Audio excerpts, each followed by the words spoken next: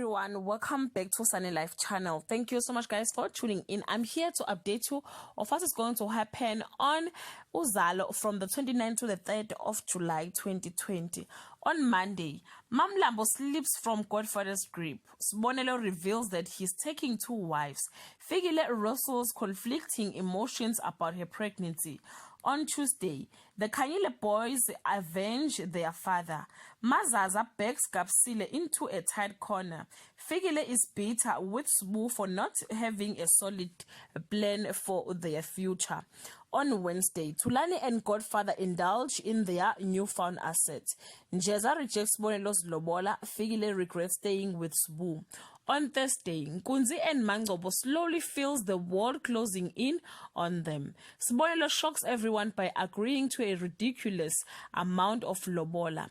Sbu tries to prove Fikile wrong by stepping up as a man.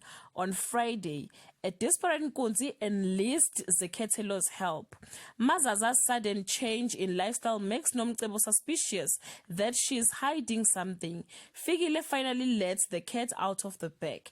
Guys, this is all I have for today. You can leave your comment below and share your thoughts. If you want the full episode, I will leave the link on the comment section. Bye.